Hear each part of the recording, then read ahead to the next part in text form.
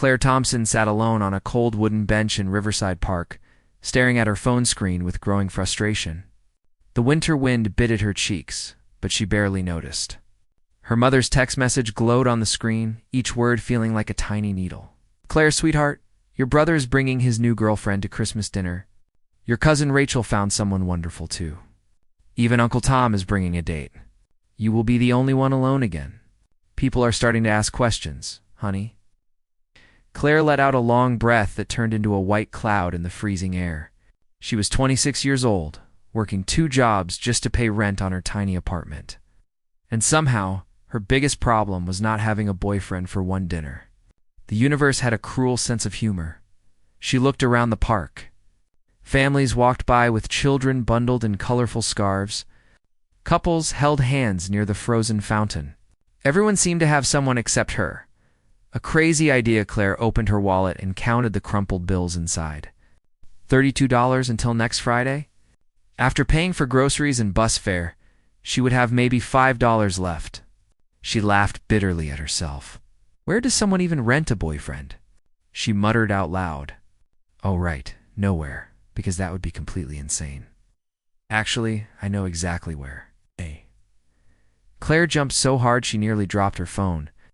She turned to see a man standing a few feet away. He was tall, probably in his early 30s, with dark hair that fell slightly over his forehead. He wore an expensive-looking navy coat and leather gloves that probably cost more than her entire wardrobe. "Excuse me?" Claire managed to say, her heart still racing from the surprise. The man smiled. Something about his expression seemed familiar, though Claire could not place why. "You said you need to rent a boyfriend. I happen to overhear, and I have a solution." The mysterious stranger Claire stood up quickly, clutching her bag against her chest. "Were you eavesdropping on me?" "Not intentionally," he said, raising his hands in a peaceful gesture. "I was walking past when I heard you. The park is quiet today, and your voice carried." Claire felt her face grow hot with embarrassment. She had been talking to herself again, a habit her best friend Monica always teased her about. Now a complete stranger had heard her desperate rambling. "Look, I don't know who you are, but I was just venting. I didn't actually mean to... hire someone for $5. The man finished her sentence, his eyes twinkling with amusement. "Because I think that is exactly what you need, and I am available." Claire stared at him as if he had spoken in another language. "You want to be my fake boyfriend for $5? Sure. Why not? Why not?" Claire repeated incredulously. "Because you are a complete stranger. Because this is insane. Because people don't just offer to do things like this for $5. Because you look like you spend more than that on coffee every morning." The man laughed, a warm sound that somehow made the cold park feel a little less freezing. "You are very observant. You are right, I do spend more than that on coffee. But I find your situation interesting, and I happen to be free on Christmas." Making the deal, Claire studied him carefully. He did not look dangerous. In fact, he looked more like he belonged in a business magazine than lurking in parks offering strange deals. His coat alone probably cost $1,000. His shoes were polished leather. Everything about him screamed wealth and success. "Why would someone like you want to help someone like me?" Claire asked, her voice softer now. The man tilted his head thoughtfully. "Let us just say I understand family pressure more than you might think. And sometimes helping a stranger can be more rewarding than you would expect." Claire bit her lip, considering. This was absolutely crazy. Monica would tell her she had lost her mind. Her mother would faint if she knew Claire was even considering this. But what other choice did she have? Show up alone again and endure another year of pitying looks and awkward questions. "What is your name?" Claire asked. "Owen. Owen Mitchell." "I am Claire. Claire Thompson." "Ow." Owen extended his hand formally. Claire hesitated for just a moment before shaking it. His grip was firm and warm, even through his leather glove. "So, Claire Thompson, do we have a deal?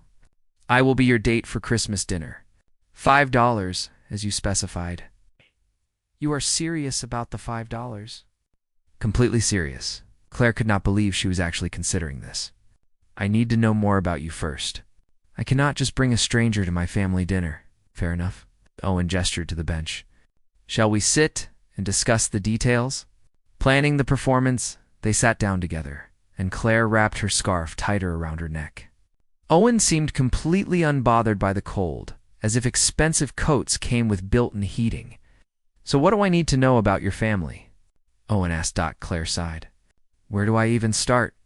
My mother is Linda. She means well, but she worries too much about what everyone thinks. My father is Robert. He will probably try to intimidate you with questions about your job and your intentions.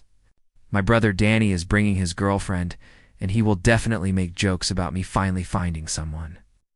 "Sounds like a normal family dinner," Owen said with a smile. "There is more. My Aunt Patricia will ask invasive questions about our relationship. My cousin Rachel will try to compare you to her boyfriend, who is apparently perfect. And my grandmother Helen will either love you immediately or see right through our act." Owen listened carefully, nodding at each detail. "And how long have we been dating in this story?" "Maybe for months." "Long enough to be serious, but not so long that they wonder why I never mentioned you before." "Where did we meet?" Claire thought quickly. "At the coffee shop, where I work mornings. You came in regularly, and one day you finally asked for my number." Something flickered across Owen's face when she mentioned the coffee shop. But it disappeared so quickly, Claire thought she might have imagined it. "Coffee shop," he repeated. "That works. What else do I need to know about you, Claire Thompson?"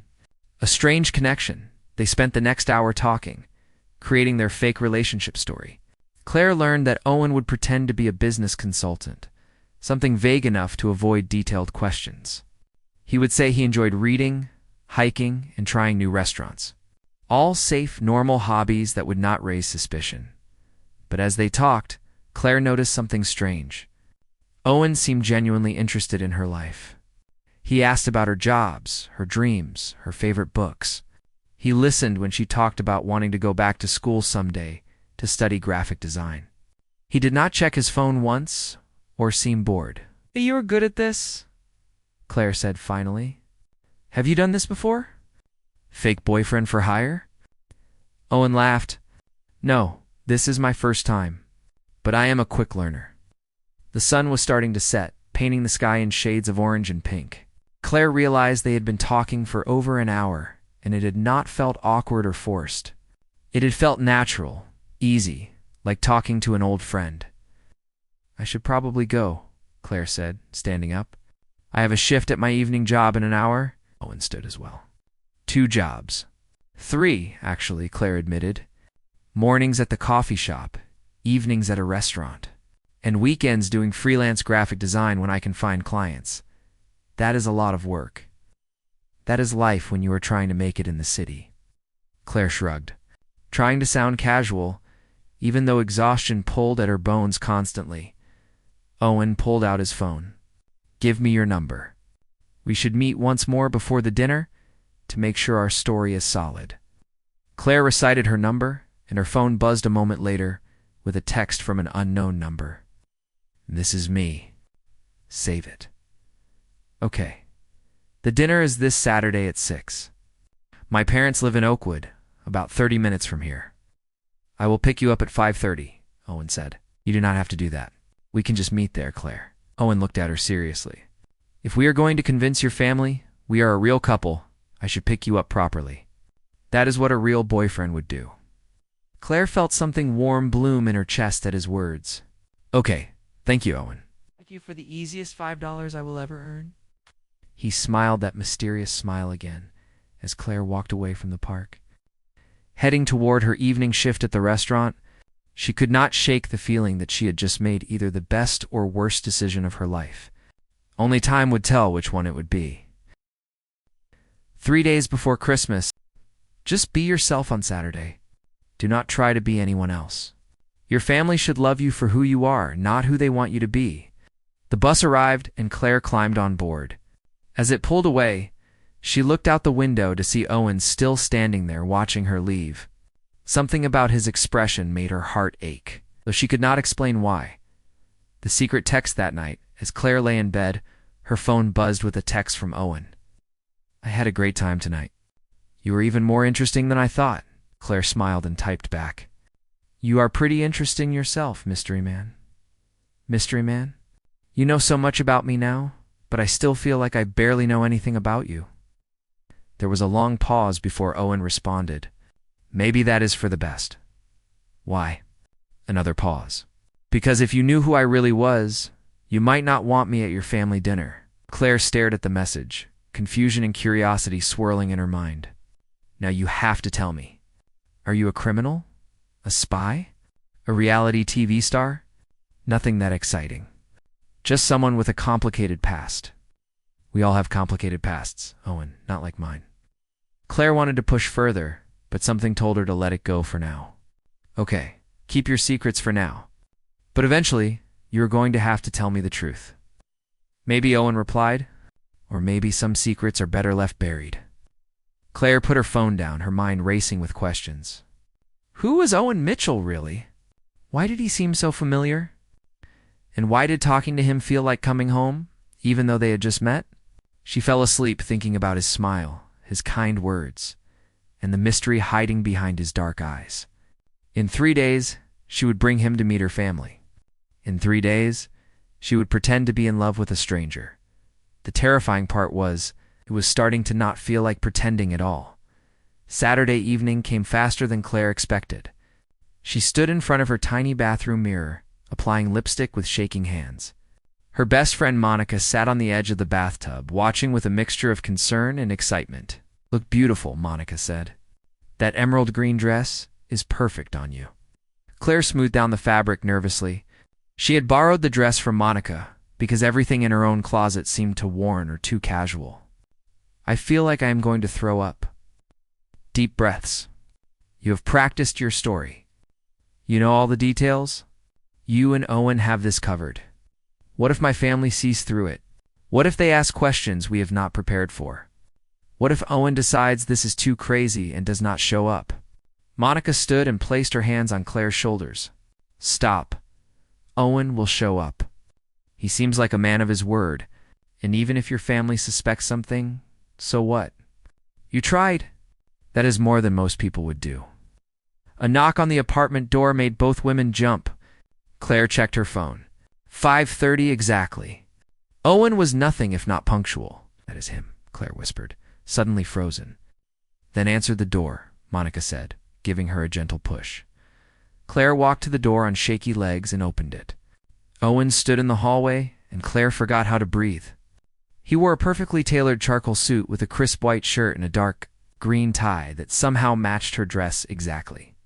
His hair was styled perfectly, and he held a bouquet of white roses. Hi, Owen said softly, his eyes traveling over her appearance. You look absolutely stunning.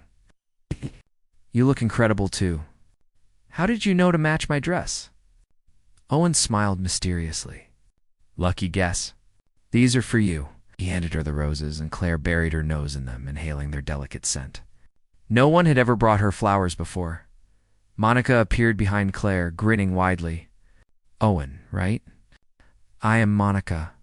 We spoke briefly at the mall. Nice to see you again, Owen said, shaking her hand. Take care of my girl tonight, Monica said with a protective edge to her voice. I promise. The drive to Oakwood, Claire expected Owen to have a nice car. But she was not prepared for the sleek black Mercedes waiting at the curb. Her mouth fell open slightly as Owen opened the passenger door for her. This is your car? Claire asked, sliding into the leather seat. One of them, Owen said casually, then seemed to catch himself. I mean, yes. This is my car. Claire looked at him curiously as he started the engine. The interior smelled like expensive leather and subtle cologne. Classical music played softly through the speakers. Owen, what do you do for a living? And please do not say business consultant. Nobody drives a car like this on a consultant salary. Owen kept his eyes on the road. I told you I have a complicated past. That is not an answer. No, it is not. He glanced at her briefly. Can we just get through tonight first? Then I promise I will explain everything. Claire wanted to push, but something in his tone stopped her. Okay, but you better keep that promise. They drove in silence for a few minutes before Owen spoke again. Are you nervous? Terrified. You, a little. I have never met a fake girlfriend's family before. Claire laughed despite her nerves. Well, there is a first time for everything. As they got closer to her parents' house, Claire gave Owen directions. Her childhood home was a modest two-story house in a quiet suburban neighborhood. Christmas lights decorated the roof, and she could see cars already parked in the driveway. "Everyone is here already," Claire said, her anxiety spiking. "My brother's car, my cousin's car, my aunt and uncle's van, the whole family." Owen pulled up to the curb and turned off the engine. He turned to face Claire, taking her hand gently. "Hey, look at me." Claire met his eyes. "We can do this. Just remember, I am Owen Mitchell, business consultant, who met you at the coffee shop 4 months ago. I am crazy about you, and I think your family is lucky to have you. If anyone gives you trouble, I will handle it. Okay?" Claire nodded, feeling some of her panic subside. "Okay?" And Claire, no matter what happens tonight, no matter what you learn about me later, I want you to know that meeting you has been the best thing to happen to me in a very long time."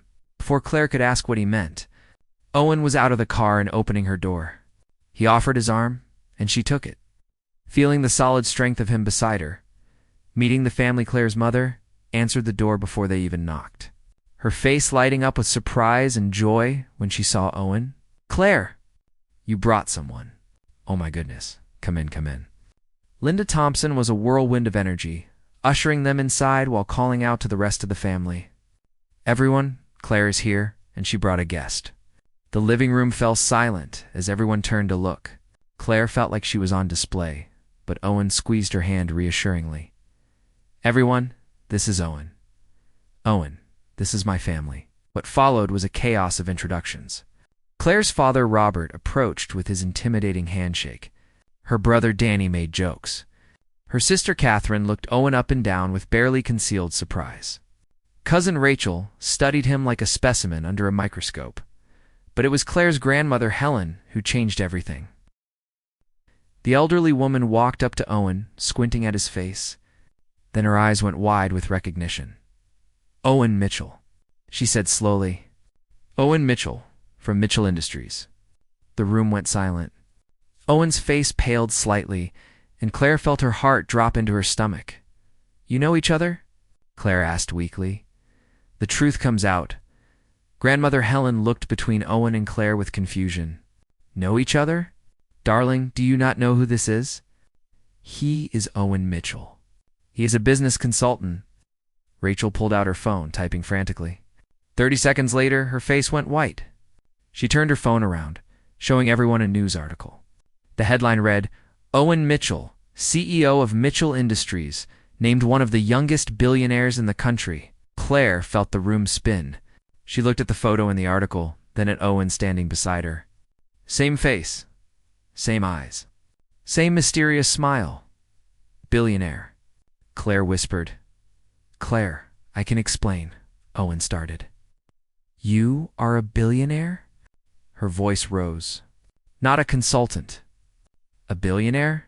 "Technically, yes," but Claire pulled her hand away from his. "You lied to me." "I did not lie. I just did not tell you everything. That is the same thing."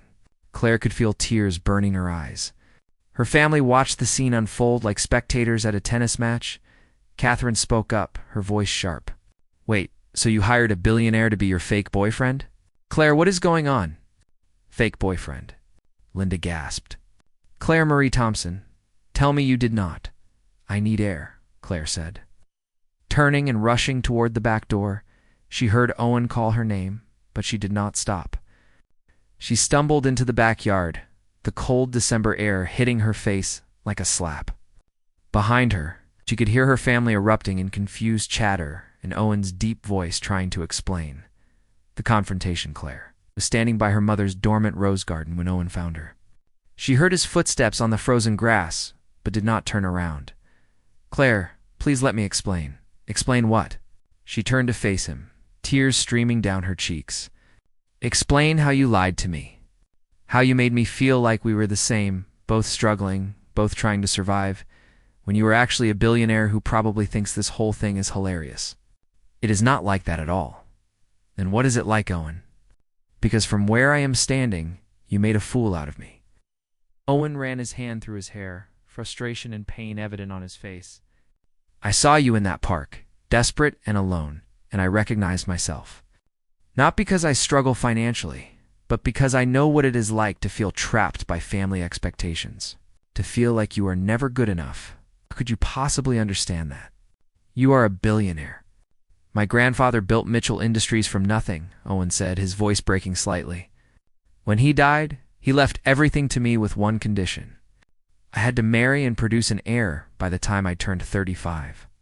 If I do not, the entire company goes to my cousin, who will destroy everything my grandfather built." Claire wiped her eyes. "What does that have to do with me? I turned 35 in 6 months. My family has been throwing wealthy women at me for years, trying to set me up with appropriate matches. Women who want my money, my status, my name, but never me. Just me? So you thought you would slum it with a poor waitress for fun?" "No." Owen stepped closer, his eyes intense. "I went to Brood Awakening every morning for 6 months, 3 years ago. There was a waitress there who made me laugh, who treated me like a normal person, who did not know who I was. I fell in love with her smile, her kindness, the way she hummed while making coffee." Claire's breath caught. "What are you saying?" "It was you, Claire. I fell in love with you 3 years ago, but I was too afraid to tell you who I really was. Then one day you were gone. I looked for you, but you had moved to another coffee shop. I thought I would never see you again." The real story, Claire felt like the ground had shifted beneath her feet. "You knew me before the park?" "Yes, when I heard you in the park talking about the coffee shop, about needing a boyfriend for $5. I saw it as a second chance. A chance to know you without my money getting in the way. So this whole thing was manipulation. You let me think you were helping me out of kindness." "It was kindness," Owen insisted. "But it was also selfish. I wanted to spend time with you. To see if the woman I fell for 3 years ago was still there." Claire asked, her voice barely a whisper. "Oh, she is?" "You were even more amazing than I remembered. You work 3 jobs and still dream about starting your own business. You care about your family even when they pressure you. You are brave and strong and beautiful, and I fell in love with you all over again." Claire shook her head, overwhelmed. "I do not know what to say. Say you will give me a chance. A real chance. Not as fake boyfriend and girlfriend, but as 2 people who might actually have something real. You are a billionaire, Owen. I live in a tiny apartment and can barely pay rent. We are from completely different worlds. I do not care about any of that. I have money, Claire. More money than I could spend in 10 lifetimes.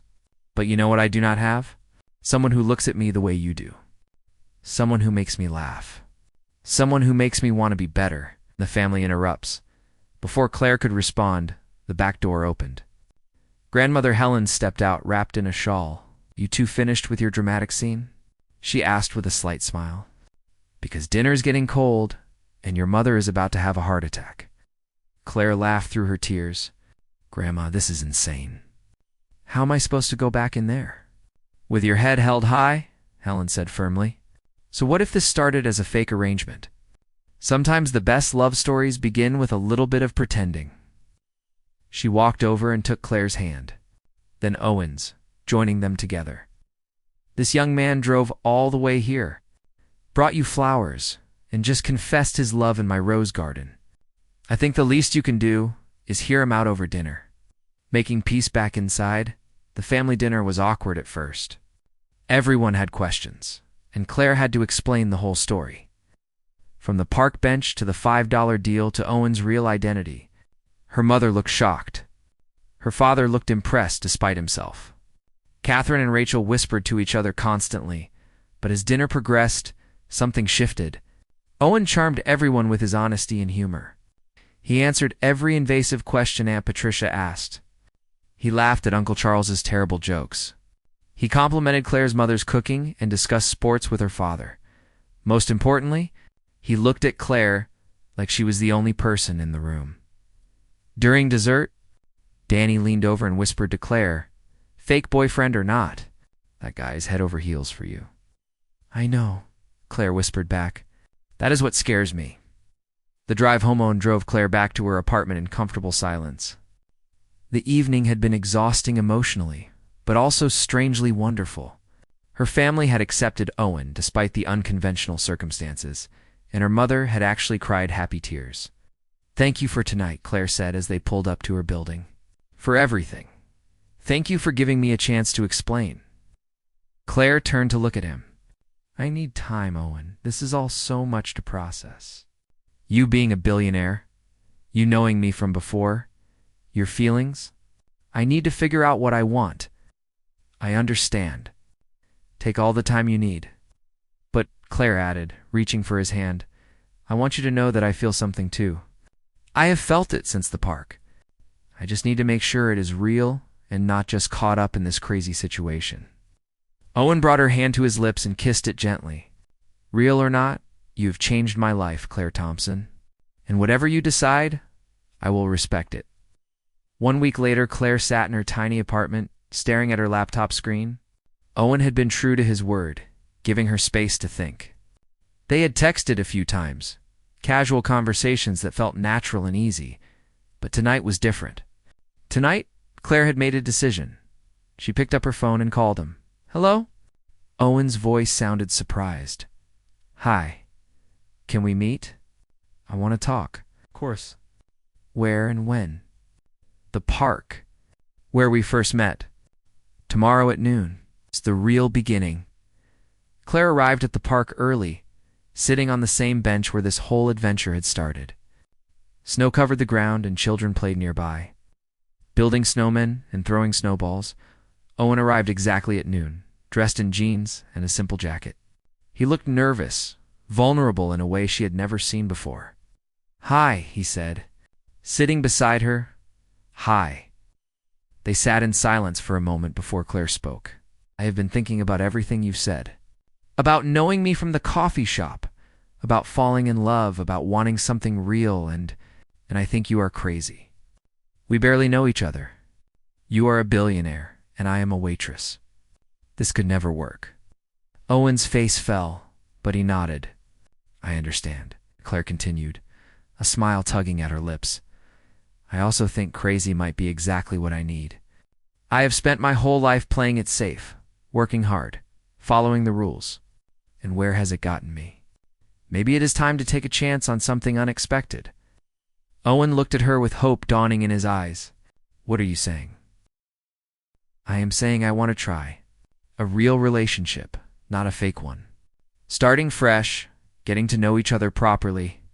No more secrets, no more pretending." Oh. "No more secrets," Owen agreed. "I promise." "And one more thing," Claire said firmly. "I do not want your money. If we do this, we do it as equals. I pay my own way, make my own choices. Your billions do not change who I am or what I want to achieve." Owen laughed, pure joy spreading across his face. "You are the only woman I have ever met who would turn down my money. I do not want your money, Owen. I just want you." He cupped her face gently, his thumb brushing away a stray snowflake from her cheek. "Can I kiss you now? For real this time, not for show. I thought you would never ask." Owen leaned in slowly, giving Claire every chance to pull away, but she did not. When their lips met, it felt like coming home. Like every wrong turn and struggle in her life had led her to this exact moment.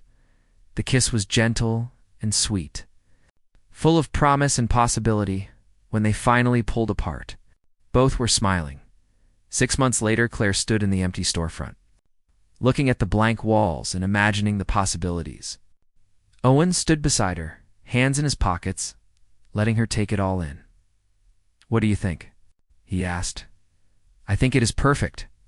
The space was in a great location, affordable, and exactly the right size for her dream design studio. Claire had been saving every penny from her jobs, determined to make this happen on her own terms. "I have enough for the first 3 months of rent," Claire said. "After that, I will need to land some clients quickly." "You will," Owen said confidently. "Your portfolio is incredible. Businesses are going to be fighting over you." Claire turned to him, wrapping her arms around his waist. "Thank you for believing in me. Always." He kissed the top of her head. Their relationship had not been easy. Merging to very different worlds required compromise and patience, but they had made it work. Owen had introduced Claire to his world slowly, never pushing, always respecting her boundaries.